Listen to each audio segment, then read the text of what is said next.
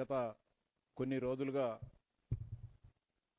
ఏమాత్రం పని పాట లేని వైఎస్ఆర్సీపీ నాయకులు రాయలసీమ ప్రాంతానికి ఎన్డీఏ కూటమి అన్యాయం చేస్తోంది. 2019-24 మధ్య కాలంలో రాయలసీమలో స్వర్ణయుగం నడిచింది. ఈ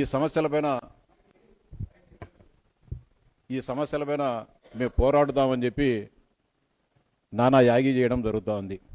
ఈ సందర్భంగా జగన్మోహన్ రెడ్డి గారికి ఆ పార్టీ నాయకులకు నేను సూటిగా ప్రశ్నిస్తా ఉన్నా. తెలుగుదేశం పార్టీ 1982లో స్థాపించినప్పటి నుంచి రాయలసీమ ప్రాంతం అభివృద్ధి చెందిందా?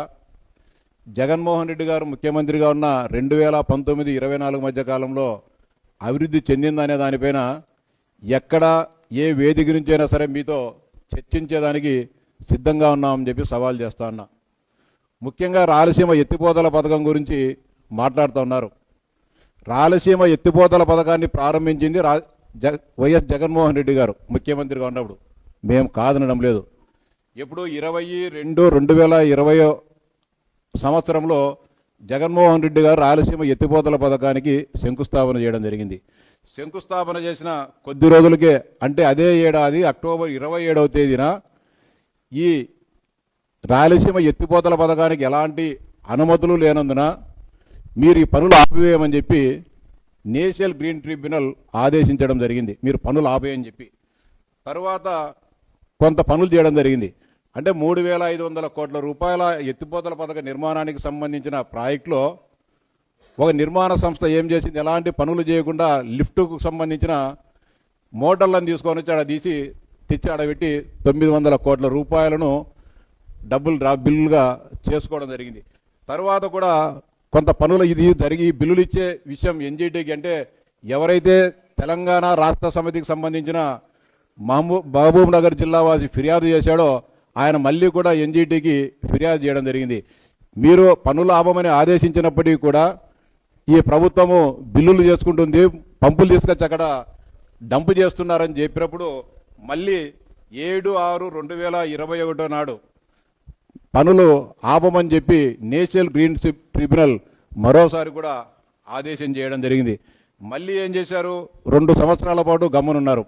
అంటే ఎన్జీటీలో ఆపమని చెప్పినప్పుడు దానికి సంబంధించిన రాష్ట్ర ప్రభుత్వం అఫిడవిట్ దాఖలు చేసి ఎందుకుగాను మేము రాయలసీమ ఎత్తిపోతల పథకాన్ని ప్రారంభిస్తున్నాం, దీనికి సంబంధించిన సిడబ్ల్యూసి అనుమతులు తీసుకొని రావడము, వాటికి ప్రయత్నం చేయకోకుండా కేవలం డబ్బులు దోచేయాలనే యాసతో ఆ పనులను చేయడం జరిగింది. మళ్ళీ డ్రింకింగ్ వాటర్ ప్రాజెక్టుగా దీన్ని మేము చేపడుతున్నామని చెప్పి 11/8/2023 నాడు జీవో నెంబర్ 364 ఇవ్వడం జరిగింది. దానిపైన కూడా నేషనల్ గ్రీన్ ట్రిబ్యునల్ చాలా సీరియస్గా రెస్పాండ్ అయ్యి 22/3/2024 తేదీన మీరు ఎలాంటి అనుమతులు లేకోకుండా పనులు చేస్తున్నారు, ఇది మంచి పద్ధతి కాదు, మీరు సిడబ్ల్యూసికి డిపిఆర్ సమర్పించి ఆ పనులు ప్రారంభించండి, అనుమతులు తెచ్చుకొని ప్రారంభించండి, దీనికి ఎలాంటి పర్యావరణ అనుమతులు కానీ ఇతర ఎలాంటి కేంద్ర ప్రభుత్వ అనుమతులు కానీ కేంద్ర జలసంఘం అనుమతులు కానీ లేకుండా పనులు చేయవద్దని చెప్పి 22/3/2024 నాడు మళ్ళీ ఉత్తర్వులు జారీ చేసి రాష్ట్ర ప్రభుత్వం మా ఉత్తర్వులను అతిక్రమించి పనులు చేస్తున్నారని చెప్పి 2,65,00,000 రూపాయలను రాష్ట్ర ప్రభుత్వానికి పెనాల్టీ విధించడం జరిగింది. అంటే 2020 నుంచి 2024 మధ్య కాలంలో ఈ రాష్ట్రానికి ముఖ్యమంత్రిగా ఉన్నది జగన్మోహన్ రెడ్డి. నేను సూటిగా జగన్మోహన్ రెడ్డి గారిని ప్రశ్నిస్తా ఉన్నా, ఈ పనులు ఆపివేయమని చెప్పింది ఎన్జీటీలో ఉన్న స్టేను ఎందుకుగాను ఎత్తివేయించలేదు నువ్వు? 4 సంవత్సరాల కాలం పాటు దాన్ని ఏదో విధంగా రాయలసీమ ప్రాంత ప్రజానీకాన్ని మోసం చేయాలనే ఆలోచన తప్ప కేంద్ర జలసంఘానికి డిపిఆర్లు సమర్పించడము, కేంద్ర ప్రభుత్వం ద్వారా కేంద్ర జలసంఘం ద్వారా అనుమతులు తీసుకొని ఆ ప్రాజెక్టును ఎందుకుగానో ముందుకు తీసుకోబోలేదో జగన్మోహన్ రెడ్డి గారు ఆ పార్టీ నాయకులు సూటిగా చెప్పాలని చెప్పి నేను డిమాండ్ చేస్తున్నా.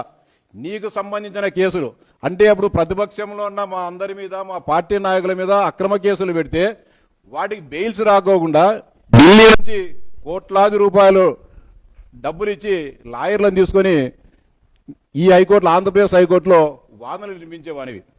నీకు సంబంధించిన అక్రమాస్తుల కేసులకు సంబంధించి కూడా కోట్లాది రూపాయలను లాయర్లకు చెల్లించి కోర్టులో వాదన వినిపించావు.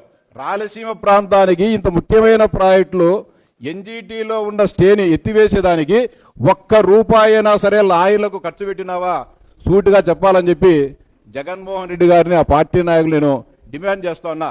అంటే రాయలసీమ మీద అంత ప్రేమ ఉండేవాళ్ళు ఈరోజు నాన్న యాగి చేస్తున్నారు. రాయలసీమ లిఫ్ట్ రాయలసీమకు ప్రాణాధారం దీన్ని చేయాలని చెప్పి ఈరోజు కూడా ఎన్జీటీలో స్టే ఉంది. ఇప్పుడిప్పుడే దాన్ని ఎన్జీటీలో స్టే ఎత్తివేసేదాన్ని మేము ప్రయత్నం చేస్తాం ఈ ప్రభుత్వము.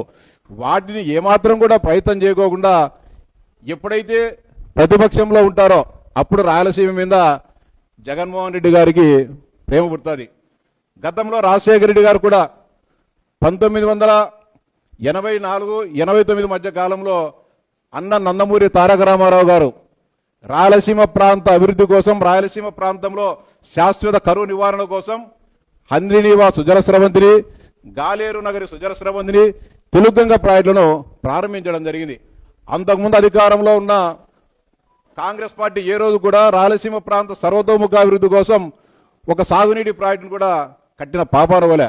ఏ రోజైతే కృష్ణా మిగులు జలాల ఆధారంగా ప్రాజెక్టులను నందమూరి తారక రామారావు గారు ప్రారంభించారో మిగులు జలాలు కాదు నికర జలాలు కావాలని చెప్పి ఆ రోజు ఈయన తండ్రి గారు కాంగ్రెస్ పార్టీలో ఉన్న రాజశేఖర రెడ్డి గారు రాయలసీమ ఉద్యమాన్ని వదిలిపెట్టడం జరిగింది. అంటే ఏదో విధంగా రాయలసీమ ప్రాంతం సస్యశ్యామలం కాకూడదు, రాయలసీమలో ఉండే ప్రజలు మా మాట వినాలా, మేము చేసే మా ఫ్యాక్సినిజానికి మాకు వంత పాడాలంటే ఎవరికి కూడా పంటలు పండకూడదు, పంటలు పండనప్పుడు పేదరికంతో అలమటిస్తేనే మా చెప్పు చేతుల్లో ఉంటారని ఒక ఆలోచనతో రాయలసీమ ప్రాంత అభివృద్ధి కోసం ఆ రోజు తండ్రి అడ్డుపడడం జరిగింది.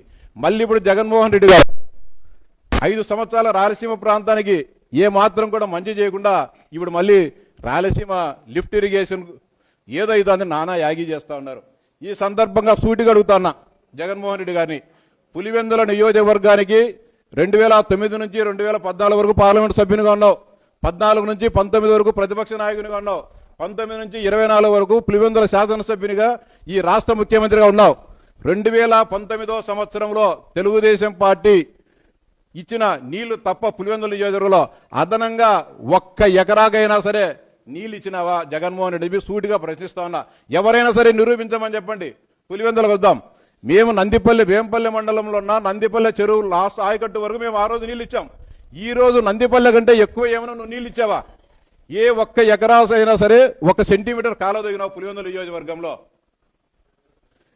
పులివెందుల నియోజకవర్గానికి ఏ మాత్రం కూడా మంచి చేయలేనివి, సాగునీటి పరంగా అభివృద్ధి చేయలేనివి రాయలసీమకు రాష్ట్రానికి నేను మంచి చేసినట్టే నమ్మేదానికి ఇక్కడ ఎవరు కూడా సిద్ధంగా లేరు. జగన్మోహన్ రెడ్డి పిన్నమ్మకు అమ్మకు అన్నం పెట్టనోడు పిన్నమ్మకు బంగారు గాజులు చేస్తానట్టుంది జగన్మోహన్ రెడ్డి గారి వైఖరి చూస్తా ఉంటే. ఏం చేసామని అడుగుతాను నేను. పులివెందుల నియోజకవర్గానికి 1 ఎకరాకు అదనంగా నీళ్ళు ఇవ్వలేనోడివి రాయలసీమకు ఏం చేసింటావని అడుగుతాను నేను. కుప్పంకు నీళ్ళు ఇస్తున్నాం, చంద్రబాబు నాయుడు గారికి నియోజకవర్గాన్ని నీళ్ళు ఇస్తామని చెప్పి చెప్పడం జరిగింది. మీ అందరూ కూడా చిత్తూరు జిల్లా, ఉమ్మడి చిత్తూరు జిల్లా వాసులు మీకు అందరూ కూడా తెలుసు. ఏం చేశారు? 10 ట్యాంకర్లను తీసుకొని పోయి ఒక కాలువలో షట్టర్లు పెట్టి ట్యాంకర్లతో నీళ్లు వదిలివేయడం జరిగింది. అది సాగునీరు అందజేయడమా? ఈరోజు నిజంగా దాదాపు హంద్రీనీవా కాలంలో 3,850 కోట్ల రూపాయలతో వెడల్పు చేసి కుప్పంలో ఉన్న చివరి గ్రామానికి కూడా, చివరి చెరువుకు కూడా ఈరోజు పూర్తి స్థాయిలో నీళ్లు ఇవ్వడం జరుగుతుంది. ఇది కళ్ళ ముందర కనబడుతున్న దృశ్యం. అలా చేయకోకుండా ఇష్టానుసారంగా రాయలసీమ ప్రాంతానికి ద్రోహం చేయడం జరిగింది. అదేవిధంగా పుంగనూరు, తమ్మల్లపల్లి, పీలేరి ప్రాంతాలకు నీళ్లు తీసుకొని పోద్దామని చెప్పి పులివెందుల ప్రాంతం దగ్గర ఉన్న గాలేరు నగరి కాలువ నుంచి ఎత్తిపోతల పథకాన్ని ప్రారంభించడం జరిగింది దాదాపు 5,000 కోట్ల రూపాయలతో. ఎవరికి దీన్ని? పెద్దిరెడ్డి కంపెనీకి, పెద్దిరెడ్డి కుటుంబానికి దోచిపెట్టేదానికి ప్రాజెక్టు. దాదాపు 14,500 కోట్ల రూపాయలు ఈరోజు బిల్లులు చేసుకున్నారు. కనీసం 1 ఎకరాకు నీళ్ళు ఇచ్చినారా? ఎకరా కాదు కదా, 1 లీటర్ నీళ్ళైనా సరే దానిలో నుంచి ఎత్తిపోసినారా? మొత్తం వేలాది కోట్ల రూపాయలు దోపిడీ చేసుకునే దానికి రాయలసీమ ప్రాంత అభివృద్ధి పేరుతో మోసం చేశారు తప్ప రాయలసీమ ప్రాంత ప్రజానీకానికి చేసింది శూన్యమని చెప్పి చెప్తా ఉన్నా. అలాగే కర్నూలు జిల్లాలో గుండ్రేవుల ప్రాజెక్టు, వేదవతి ప్రాజెక్టులను చంద్రబాబు నాయుడు 2019లో ప్రారంభిస్తే నువ్వు అధికారంలోకి వచ్చిన తర్వాత ఏం చేసావు? ఆ టెండర్లన్నీ రద్దు చేసి ఆ ప్రాంతాన్ని ఈరోజు కూడా ఎండగట్టడం జరిగింది. మళ్ళీ ఈరోజు ఏం మాట్లాడుతున్నాడు ఆయన కానీ ఆయన పేపరు ఛానల్ కానీ ఆయన పేపర్ కానీ గుండ్రేవుల వేదవతి ప్రాజెక్టులు ఎందుకు నిర్మించాలని చెప్పి డిమాండ్ చేస్తాడు. అంటే నీది నాలిక లేకపోతే నాకు అదేమన్నా దేంతో మాట్లాడుతూ నాకు అర్థం కావడంలే. అంటే అధికారంలో ఉండేటప్పుడు గుండ్రేవులు కనపరాలే, వేదవతి ప్రాజెక్టులు కనపరాలే. ఇప్పుడు ప్రతిపక్షంలోకి వస్తానే నీ వేదవతి కావాలా, గుండ్రేవులు కావాలా, రాయలసీమ ఎత్తిపోతల పథకం కావాలా? ఇంత అన్యాయంగా రాయలసీమ ప్రాంతానికి అన్యాయం చేసి మళ్ళీ ఈరోజు ఉద్యమాలు చేస్తానమని చెప్పి రౌండ్ టేబుల్ సమావేశాలు లేకపోతే తర్వాత ఇంకా ఉద్యమాన్ని ఉధృతం చేస్తామని చెప్పి మాట్లాడడం జరుగుతూ ఉంది. అలాగే పులివెందులకు కూడా కృష్ణా జలాలను ఇచ్చింది చంద్రబాబు నాయుడు గారు. దాన్ని కూడా ఈరోజు జీర్ణించుకోలేని పరిస్థితిలో ఈరోజు ఉండవు. కాలేటి వాగు నిర్మాణం. ఈ సందర్భంగా నేను పులివెందుల గురించి ఎందుకు చెప్తాను అంటే, పులివెందుల నియోజకవర్గానికి ప్రాతినిధ్యం వహిస్తున్న నువ్వు పులివెందుల ప్రాంతంలో ఉండే సాగునీటి ప్రాజెక్టులను పూర్తి చేయకోకుండా ఒక ఎకరాకు అదనంగా నీళ్ళు ఇవ్వలేనివి రాయలసీమకి ఏం చేసి ఉంటావు? చక్రాయపేటలో విపరీతమైన దుర్భర పరిస్థితులు ఉంటాయి. ఎండల కాలంలో తాగేదానిగా నీళ్లుంటాయి. కాలేటి వాగు ప్రాజెక్ట్ అని చెప్పి ప్రారంభించినాం. అంతా 250-300 కోట్ల ప్రాజెక్ట్ అది. ఈరోజు కానీ 5 సంవత్సరాలు నువ్వు ఆ ప్రాజెక్ట్ పూర్తి చేయలేకపోయినావు. మీరు పెద్దిరెడ్డి కంపెనీకి టెండర్ ఇచ్చినారు. పెద్దిరెడ్డి ఇక్కడ పులివెందుల ప్రాంతంలో పనులు చేయకుండా డబ్బులు దండిగా మిగులుతా అని చెప్పి పొంగనూరు తంబళ్ళపల్లిలో మట్టి పనులు చేసుకొని దోపిడీ చేసుకోవడం జరిగింది. ఏ రోజైనా కానీ పులివెందుల సాగునీటి ప్రాజెక్టుల మీద అభివృద్ధి సమీక్ష చేసినవా? పులివెందుల మీదనే నీకు దృష్టి లేదు, ప్రేమ లేనివి రాయలసీమ మీద ప్రేమ ఉందని చెప్తే ఎట్లా నమ్ముతామని చెప్పి అడుగుతున్నాం. ఈరోజు అనంతపురం జిల్లాలో గతంలో తినడానికి తిండి, తాగేదానికి గుక్కెడు మంచినీళ్ళు దొరకని పరిస్థితి నుంచి ఈరోజు ప్రపంచంలో పండే అన్ని రకాల కూరగాయలు, అన్ని రకాల పండ్ల తోటలు కూడా ఈరోజు అక్కడ పండించే పరిస్థితికి ఈరోజు అనంతపురం జిల్లా పోయింది.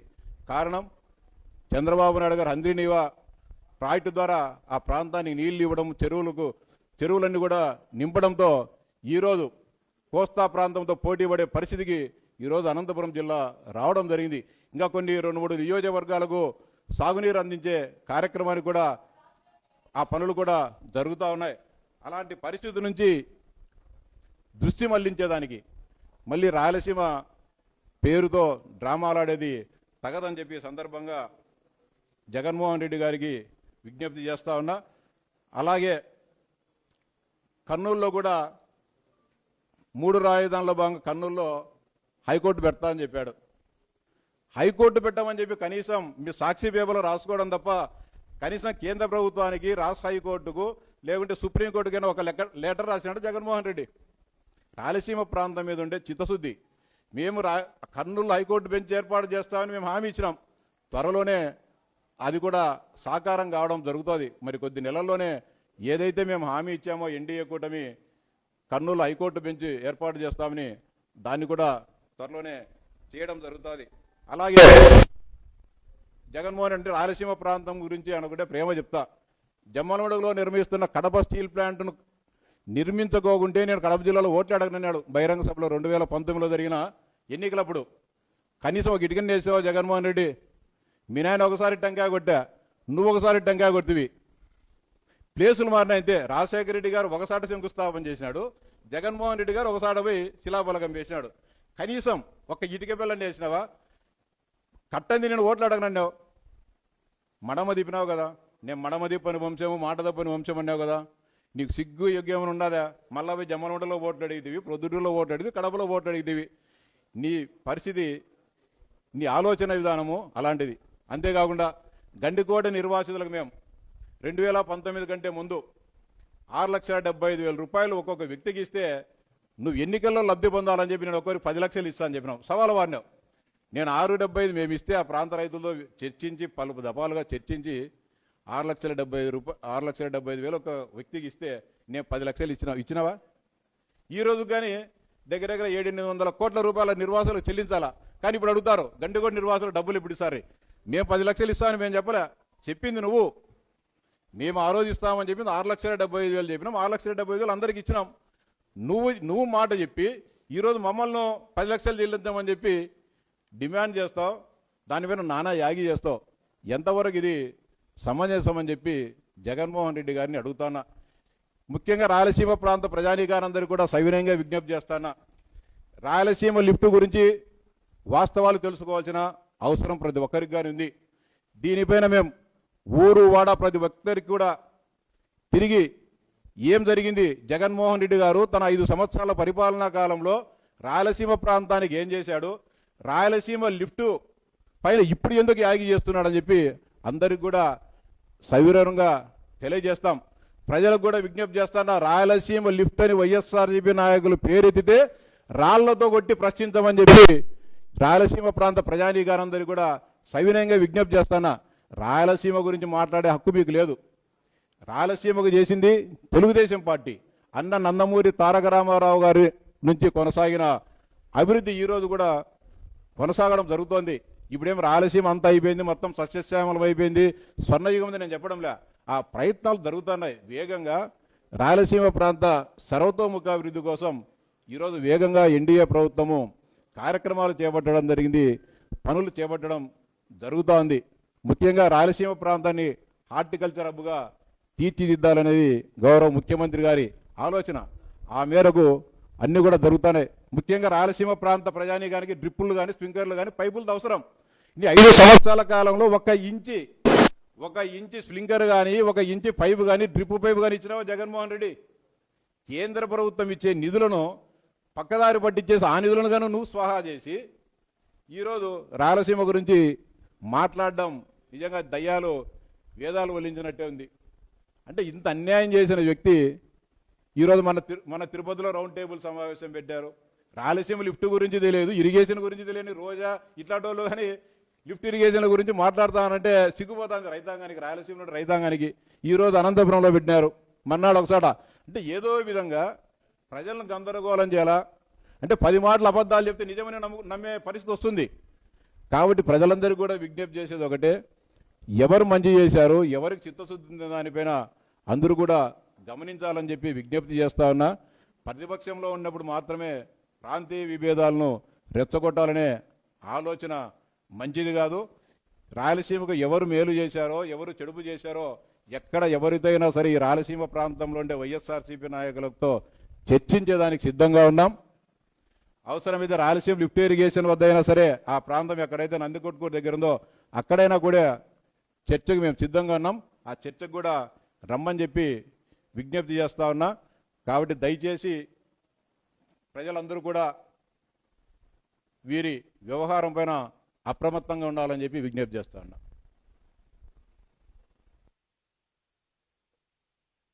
పనిచేస్తుంటారు ఈ రాష్ట్రంలో. వాళ్ళు ప్రతిపక్షంలో ఉండేటప్పుడు మాత్రమే రాయలసీమ ప్రాంతం గురించి అర్థమవుతుంటుంది.